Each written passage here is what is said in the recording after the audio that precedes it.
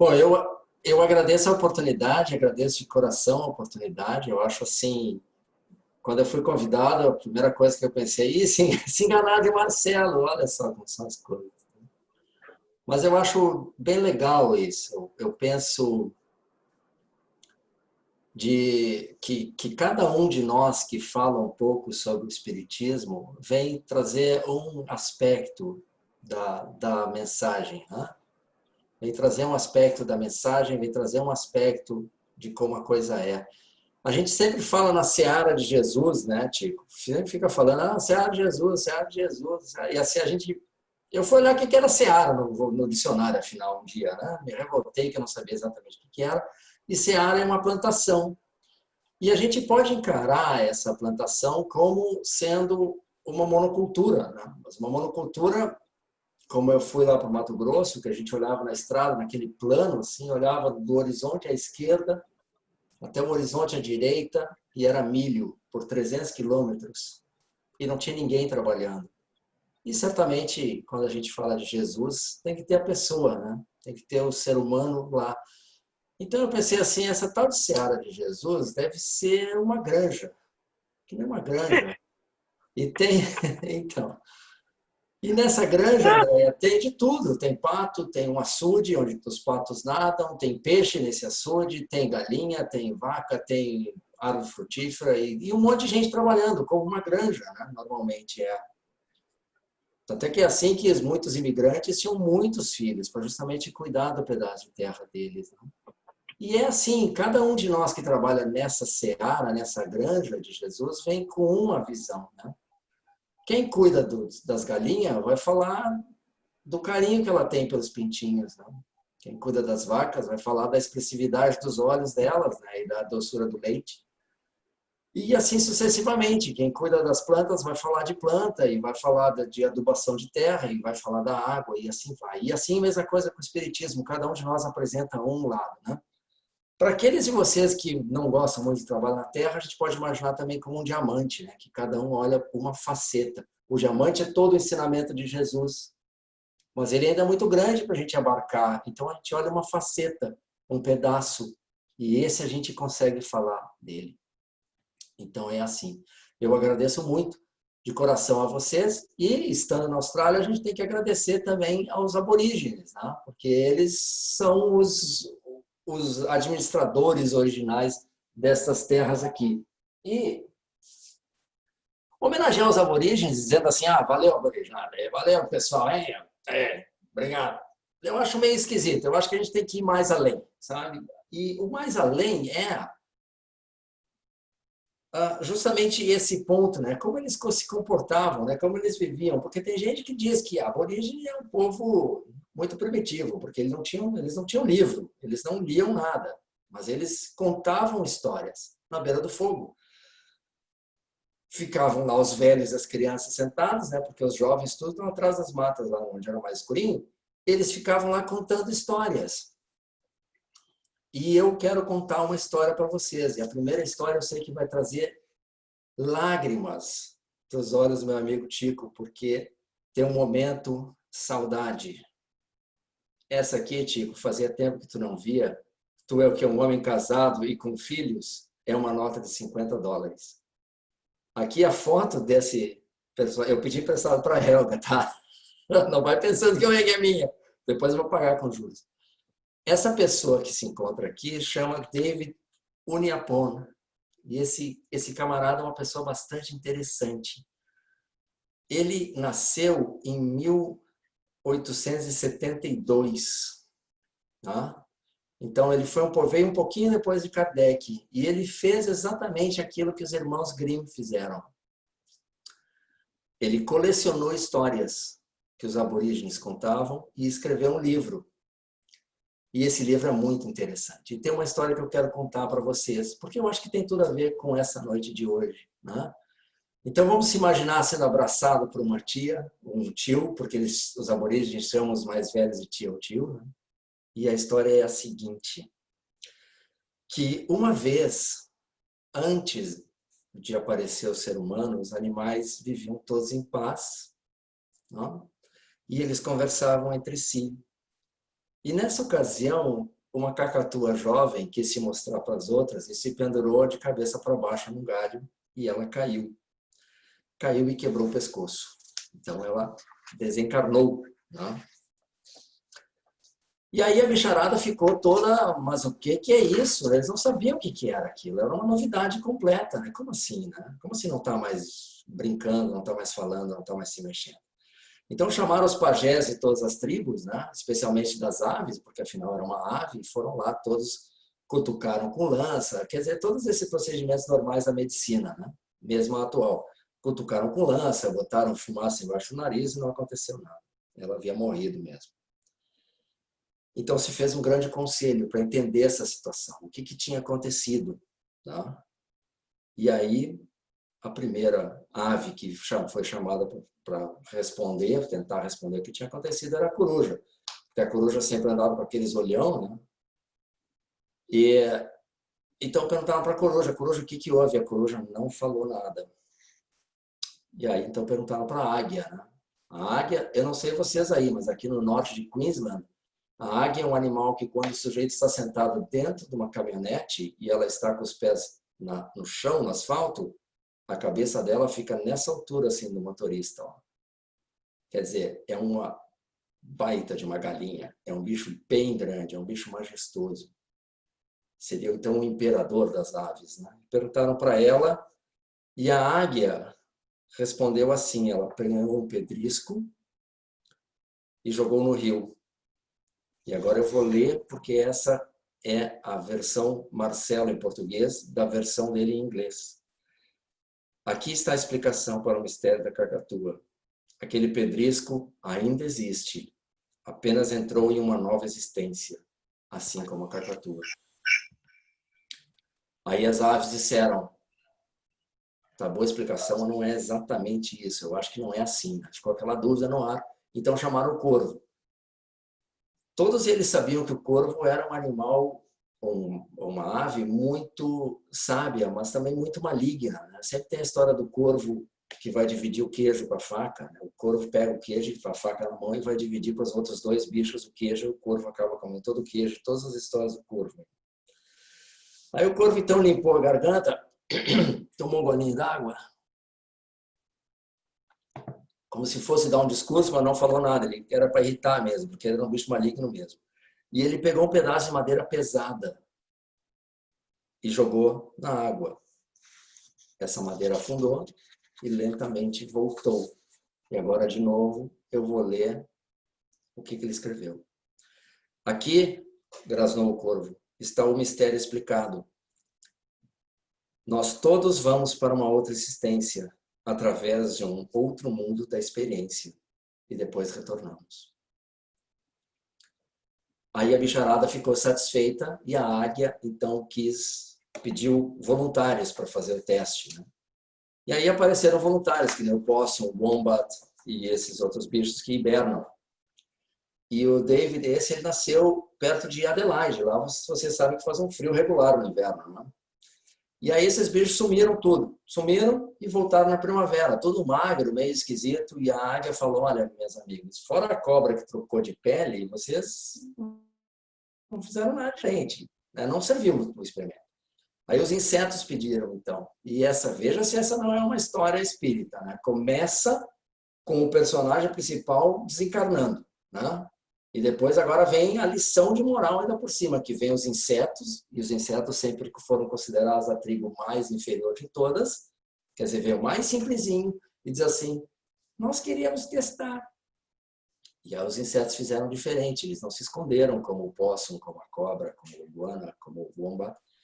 Eles ficaram à vista de todos, um entrou embaixo de uma casca, o outro se enrolou numa folha, o outro entrou na água, e assim foi. E aí quando chegou a primavera, eles todos voltaram na forma de borboletas. Né? E aí sim, a bicharada ficou satisfeitíssima, feliz. Os animais cantaram pela primeira vez, dizendo, vocês sim explicaram o mistério da imortalidade.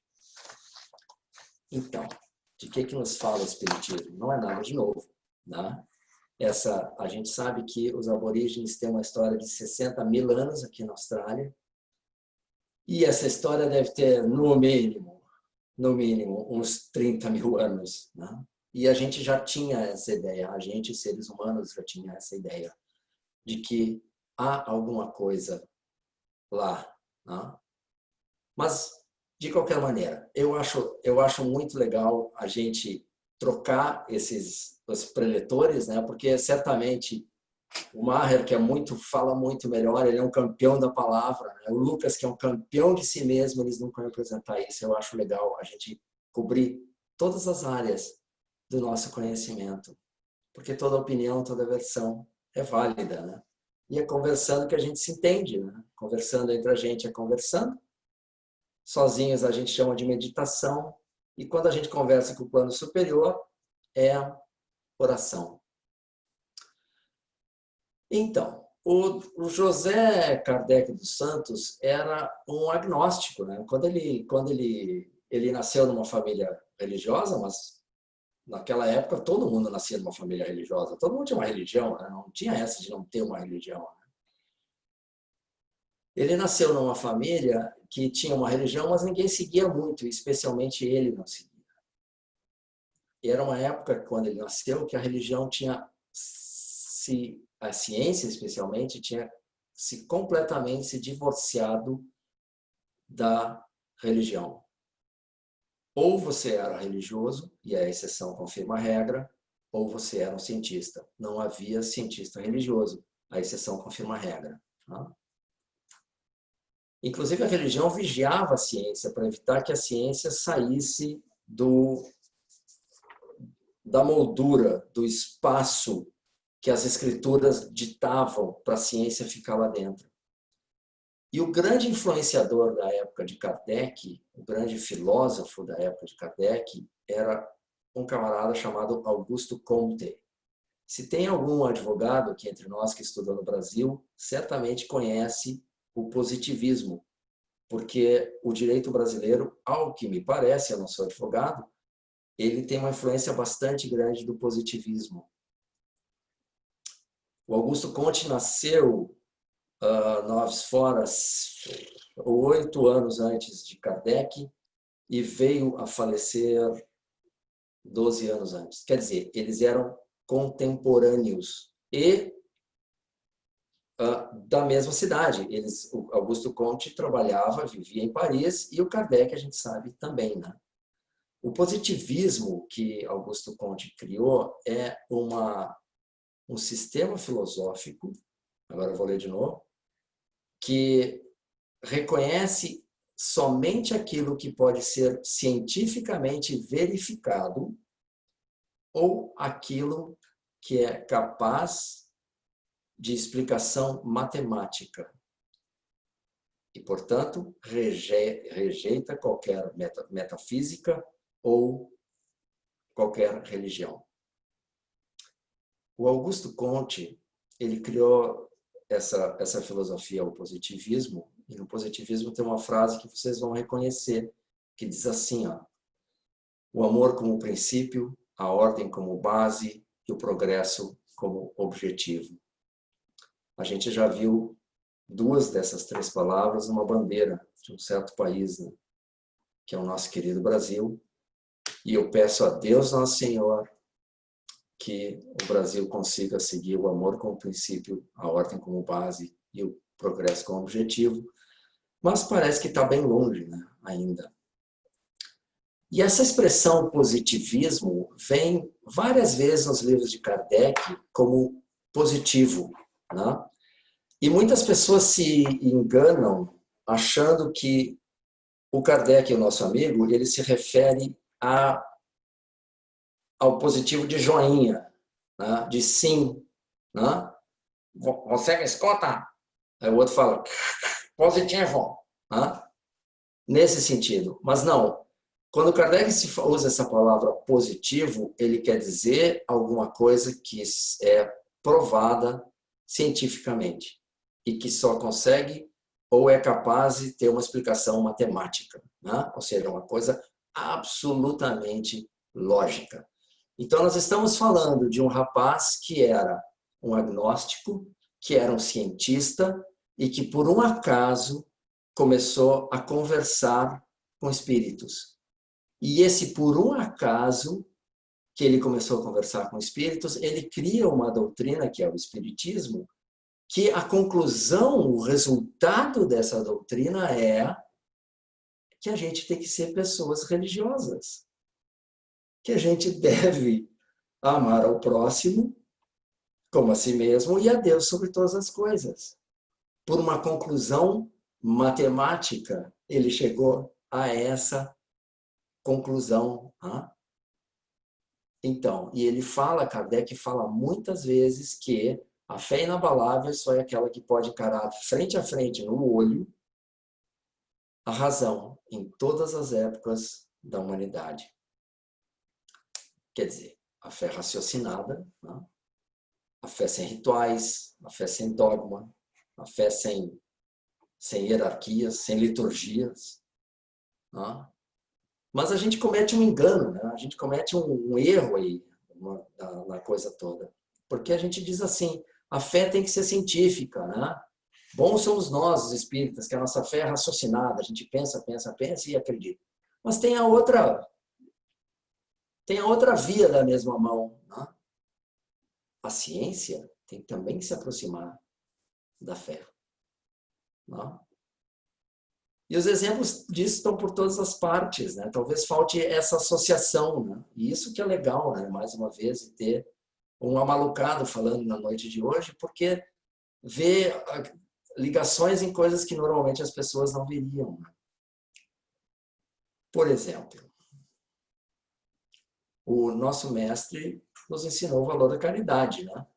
Que São Paulo, colocou magistralmente em palavras, dizendo: ainda que eu falasse a língua dos homens e falasse a língua dos anjos, sem caridade eu nada seria.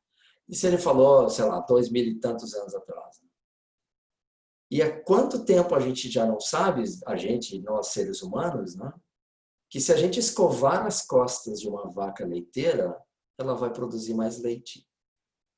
Se a gente fizer a caridade de fazer um carinho numa vaca, ela vai nos retribuir com mais leite.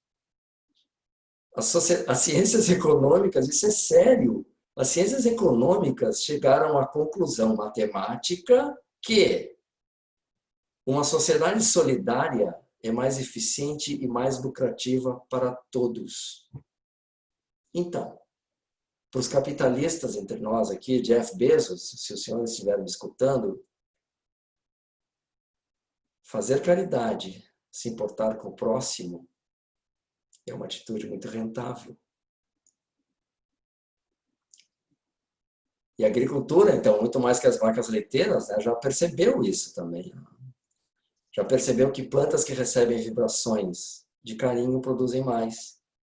A biologia já descreveu também sociedades solidárias, como abelhas, formigas e cardumes, onde os indivíduos se sacrificam para o bem comum e assim todos ganham.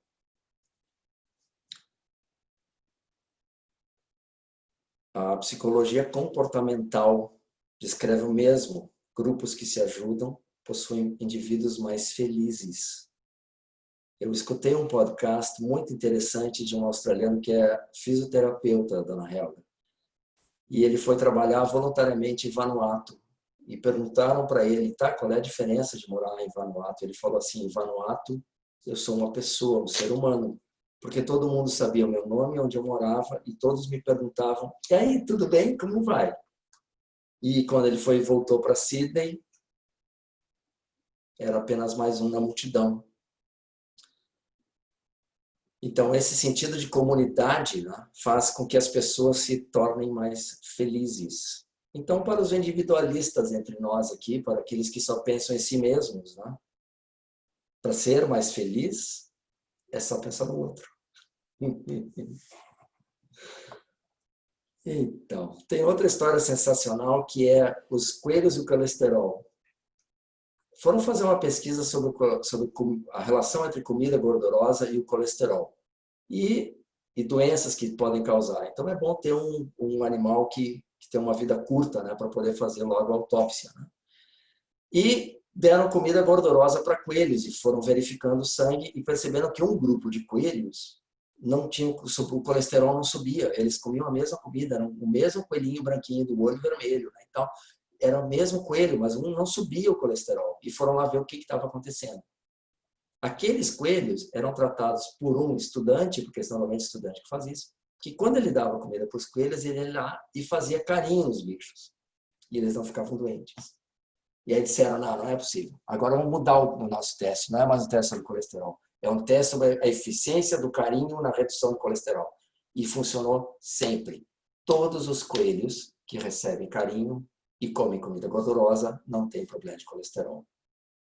Para essas pessoas que têm uma barba mais branca, que têm problema de colesterol, peçam carinho para a esposa porque baixa o colesterol. É tranquilo. Não? Então, o Espiritismo nos fala da caridade segundo a biologia, a caridade segundo a psicologia, a caridade segundo a economia, a caridade segundo Jesus, né? Então, vocês perceberam o rumo da prosa, né? O rumo da prosa que eu quero dar. A coisa toda converge para um ponto. Ou como São Paulo, no Livro dos Espíritos, no comentário da questão 1009, diz assim: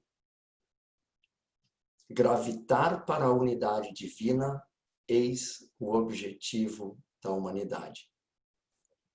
Gravitar é como se fosse cair, né? Convergir para esse mesmo ponto. Então, se tudo converge para este ponto, que é o andar acima, lá o nosso Criador,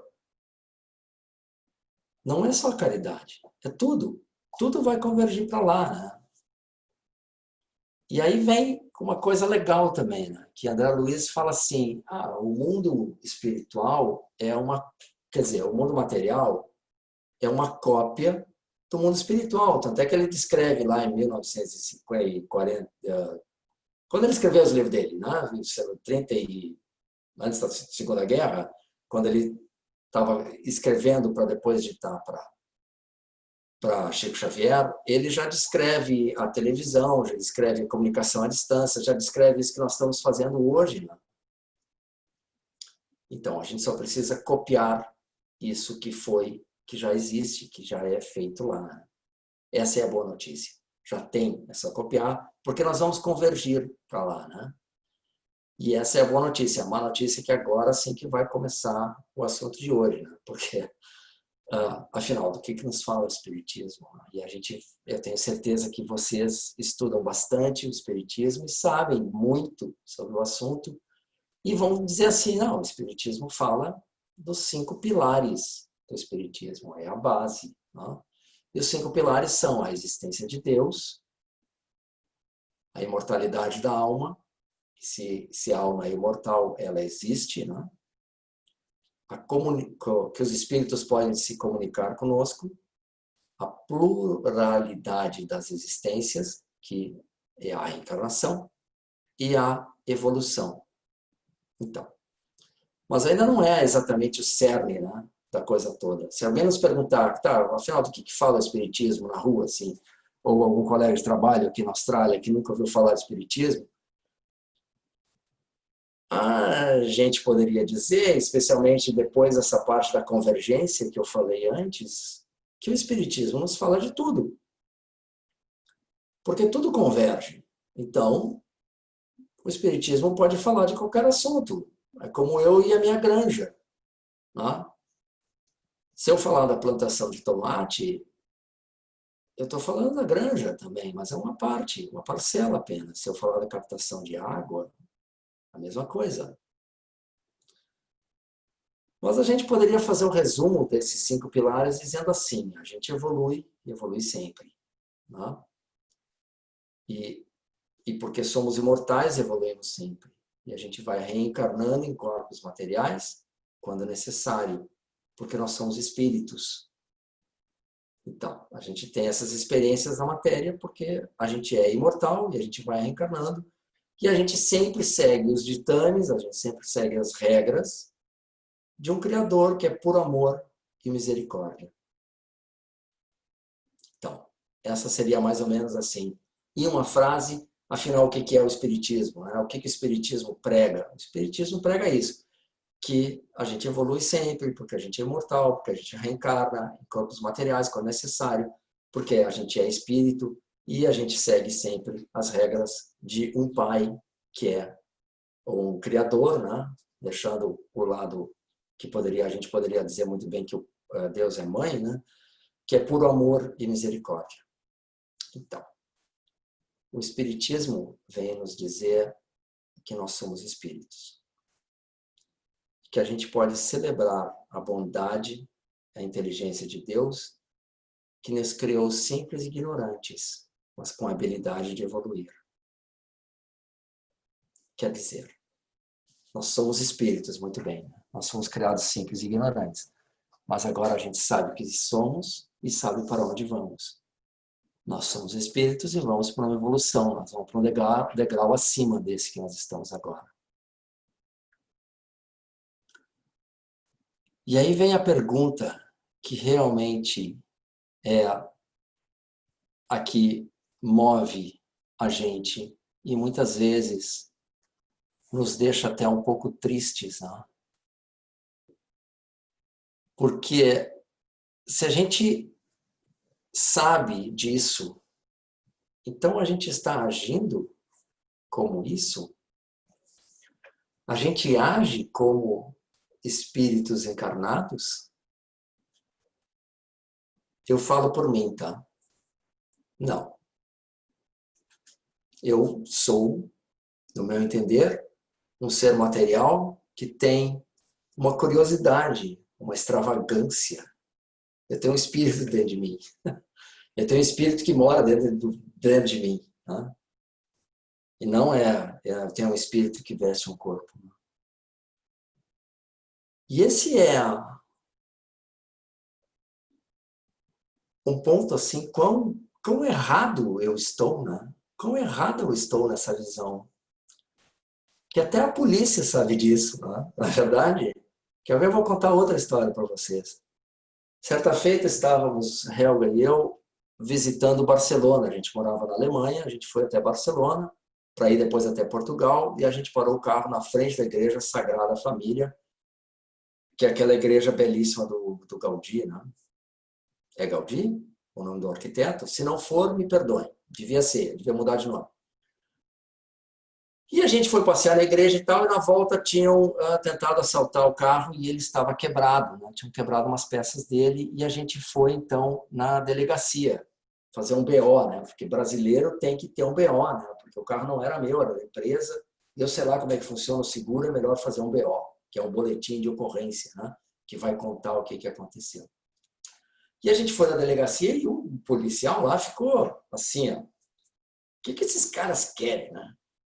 Aí, no fim, quando ele entendeu o que era para explicar para o seguro e tal, que alguma coisa ruim tinha acontecido, ele escreveu uma carta para o excelentíssimo senhor juiz desta comarca.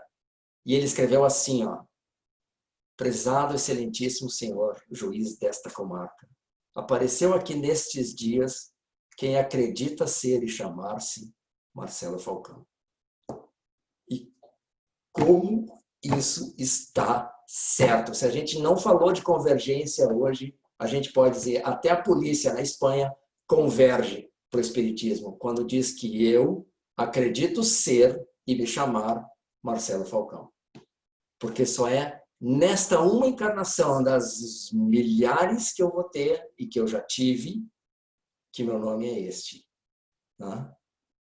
Então, todo mundo sabe. Agora só falta eu, né?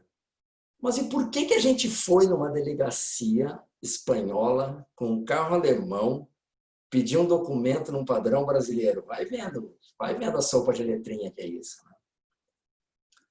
Porque é simplesmente aquilo que a gente conhecia.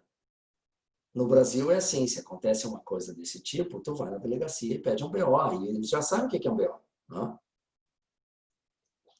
Tem até um formulário pronto, só preenche o campo vazio aqui. O que houve, quando foi, quem é que viu, quem não viu, então preenche, assina aqui, deu um carinho, vai embora. Então, por que a gente fez isso? Porque a gente repetiu o comportamento, era o que a gente sabia fazer, a gente fez o que sabia fazer, não? Quer dizer, na dúvida a gente não ultrapassou, porque na dúvida a gente não ultrapassa. Não é assim? A gente segue, a gente volta para o padrão que a gente sempre fez. Tá? E agora, fazendo um exercício de imaginação, eu creio que todos aqui que estão escutando hoje conseguem imaginar o medo de alguém que vive numa caverna, numa noite escura, e escuta o barulho lá fora do tigre rosnando de fome. A gente consegue sentir esse medo. A gente consegue se solidarizar com esse nosso ancestral que passou por essa situação. A gente sabe por que é isso. Por quê? Porque a gente veio de lá. É a nossa experiência. Agora, a gente não consegue, de novo eu falo por mim mesmo, a gente não consegue se imaginar como seria perdoar esses aí que estão aí, que não sabem o que eles estão fazendo naquela situação que o nosso mestre estava. A gente não sabe. Por quê? Porque isso ainda está na nossa frente, a gente não tem essa experiência. E a gente sempre volta para trás, a gente sempre vai para lá, de onde a gente veio. Mas, de qualquer maneira, a gente pode extrapolar. A gente pode imaginar, ou tentar imaginar, como seria essa situação. Quando a gente vai estar na situação de dizer, perdoa, Pai, porque eles não sabem o que fazem. Porque isso está no nosso destino. Isso vai vir para nós. Isso está na questão, no Livro dos Espíritos, na questão 919, que diz assim, ó. Sei haver muitos que dizem ser positivo no sentido Augusto Comte, não? Não é no sentido de ser joinha, o futuro. A frase toda é assim, ó. Sei haver muitos que dizem ser positivo o presente.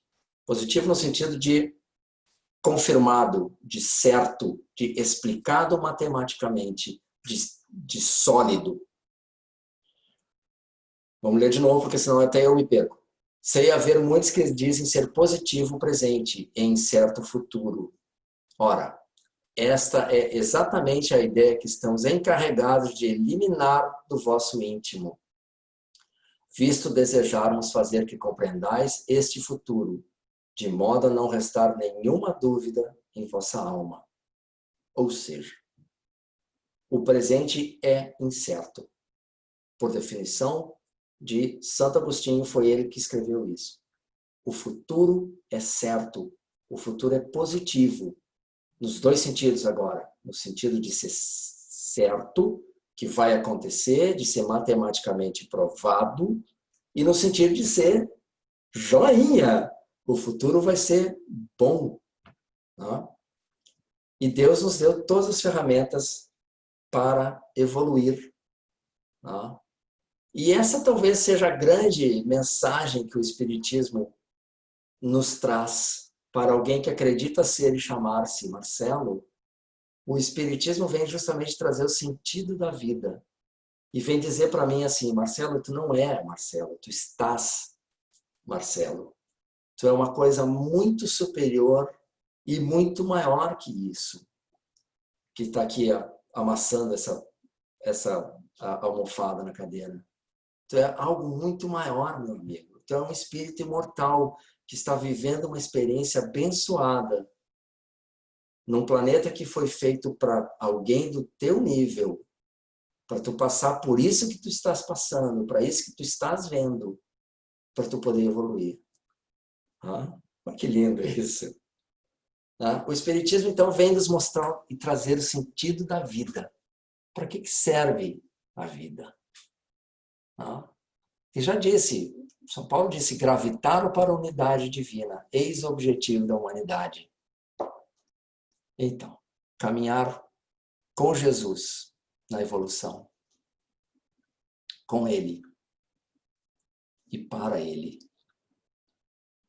E se esse futuro é tão certo, tão seguro, tão preciso, tão matematicamente correto e demonstrável, a gente pode fazer esse exercício de imaginação, que tem até alguns filmes, né, que mostram essa história, né? Que a pessoa volta e conversa com ela mesma, né? Então Marcelo, volto lá e vou conversar com o Marcelo quando ele tinha 15 anos de idade, ou 16 anos de idade, ou 17 anos de idade, ou os anos da loucurada, e vai dizer para ele: Marcelo, meu filho, é o seguinte, ó, eu já passei por tudo isso, e agora o que nós vamos fazer, não? Então a gente pode fazer esse exercício também, né? Nos imaginar daqui a 500 anos, sei lá, um número qualquer, daqui a 10 encarnações, voltando e conversando com a gente. O que essa pessoa que somos nós iria dizer para a gente? Né? Certamente ia dizer assim, ah, meu filho, olha aqui, os perrengues que tu achava que eram grandes não são nada. Né? As coisas que tu achava que eram ruins te empurraram para frente. Tudo te empurrou para frente. Né? Quando tu soube aproveitar bem a lição que foi dada. Tem outro escritor, filósofo, que é o John Henry Newman, que diz o seguinte: o tempo é de certeza, mas se insistirmos em ter o máximo de certeza possível em cada passo do caminho, devemos nos contentar em rastejar pelo chão e jamais nos elevaremos. Mas, se a gente buscar grandes propósitos, seremos chamados a grandes riscos. Em uma palavra, coragem. Né? Vamos com coragem, pessoal. E tem uma história muito legal que tem a ver com essa situação que a gente vive hoje. E tem um palestrante espírita bem novinho também que falou isso. Depois até eu posso passar o link para vocês, que ele conta uma história que é aquela que Lucas contou no capítulo 24. Vocês sabem, Lucas é o repórter, né, de Jesus. Lucas, ele percebeu como o evangelho estava sendo escrito, que um copiava do outro, que copiava do outro, que copiava daquele terceiro, que era primo do vizinho.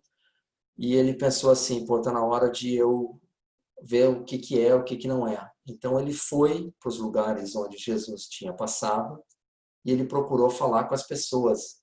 Então ele conversou bastante, ele era discípulo de Paulo, né?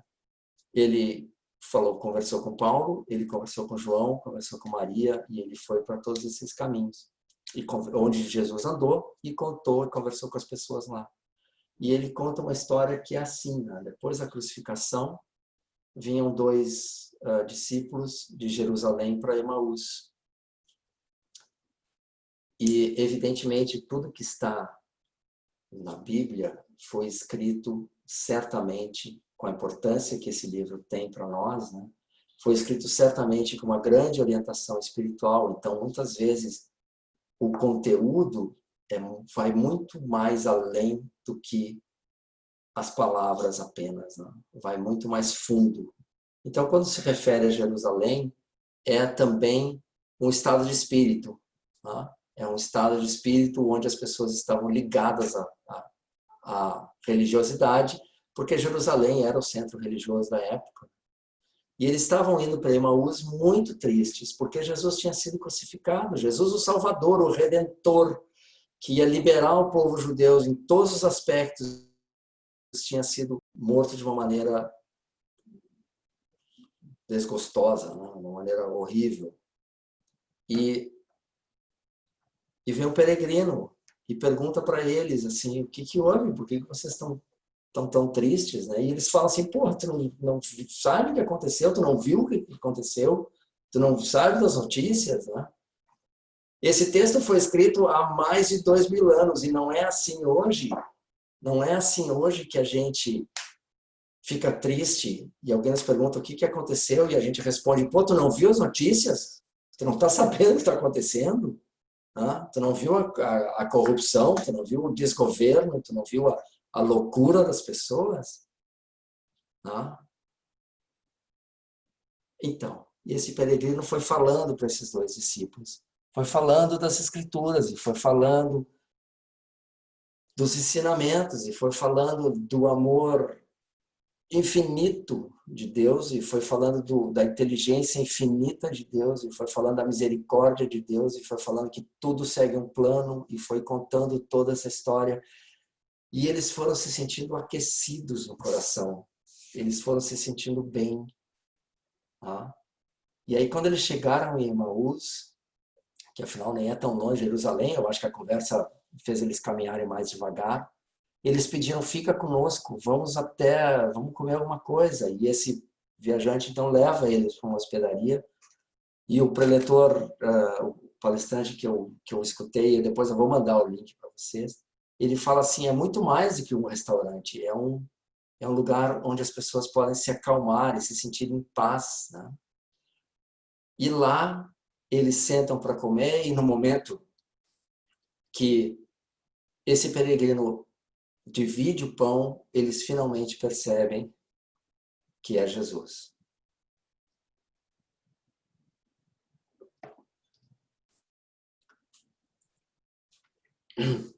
E assim é conosco, né?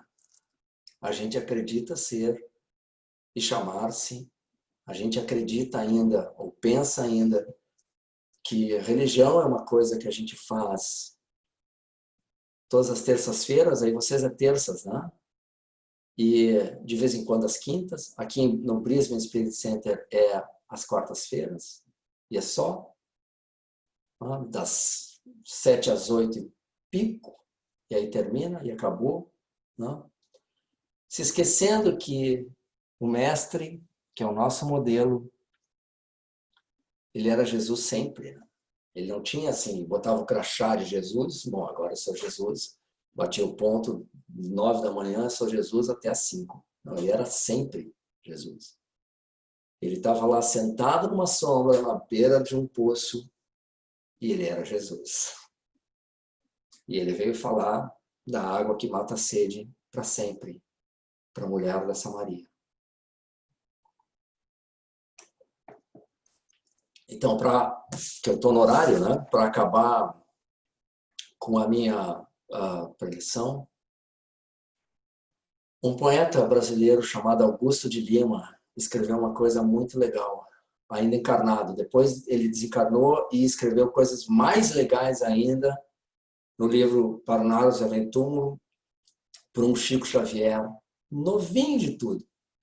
E Augusto de Lima escreveu assim: não envergues a fronte augusta e casta ao sofrimento rude, à mágoa funda. A dor que hoje te corta a dor que hoje te corta a entranha vasta é como a dor do parto, é dor fecunda. Abisma o olhar em tua consciência e encontrarás as pérolas do bem.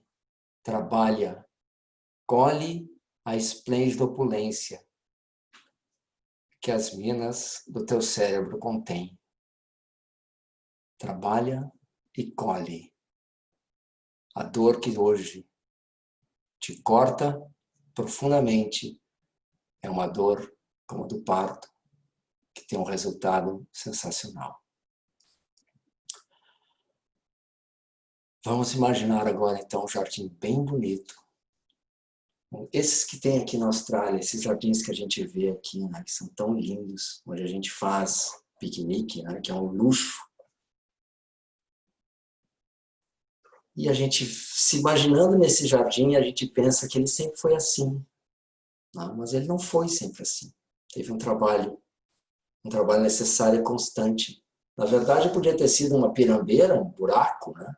Ou podia ter sido um pântano de mosquito e febres. Mas ele foi terraplanado, se rasgou a terra, se trabalhou a terra, se plantou uns fiapinhos que depois de 30 anos viraram árvores grandes. Né?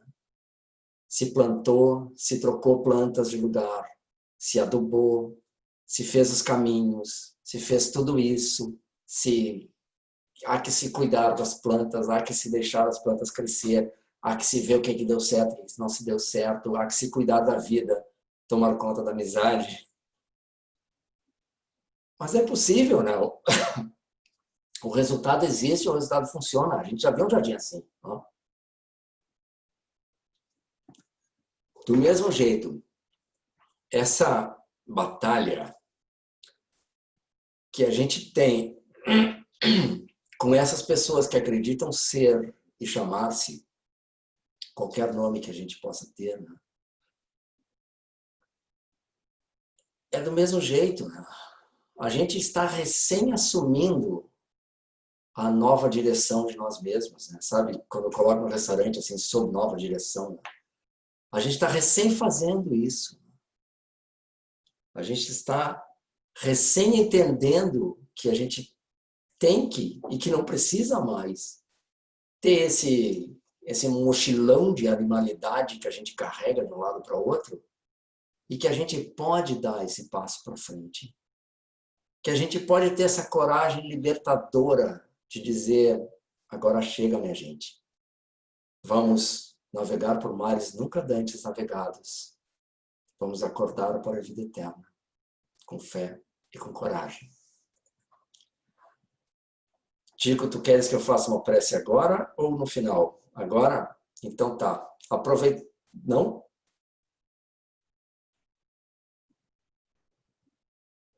Tu tá mudo agora? Faz agora, pode fazer. Sim. Então tá. Aproveitando a deixa que eu abusei do livro Parnaros e Além Túmulo, vamos mais uma vez, especialmente também porque muitos espíritas têm uma discussão boba aí se Maria, mãe de Jesus, era apenas uma pessoa simples, ou era, ou não era, ou era. Então vamos lá. Em oração, elevando os nossos pensamentos, acalmando os nossos corações, respirando profundamente. Se lembrando que nós estamos no fundo de um oceano de ar. Nós estamos envoltos no ar. E a gente só se lembra do ar quando vem a tempestade, quando vem o furacão. Do mesmo jeito, estamos num oceano de amor. E a gente só se lembra que a gente se encontra no meio deste oceano quando as coisas parecem não correr do jeito que a gente quer. Ave Maria, Senhora do amor, que ampara e redime. Ai do mundo se não fora a vossa missão sublime. Cheia de graça e bondade, é por vós que conhecemos a eterna revelação da vida em seus dons supremos. O Senhor sempre é convosco, mensageiro da ternura, providência dos que choram nas sombras da desventura. Bendita sois vós, Rainha, estrelas da humanidade, rosa mística da fé, lírio puro da humildade. Entre as mulheres sois vós, a mãe das mães desvalidas, nossa porta de esperança e anjo de nossas vidas. Bendito o fruto imortal da vossa missão de luz, desde a paz da manjedoura às dores além da cruz. Assim seja para sempre, ó Divina Soberana, refúgio dos que padecem nas dores da luta humana. Ave Maria, Senhora, do amor que ampara e redime, ai do mundo se não fora a vossa missão sublime. Muito obrigado.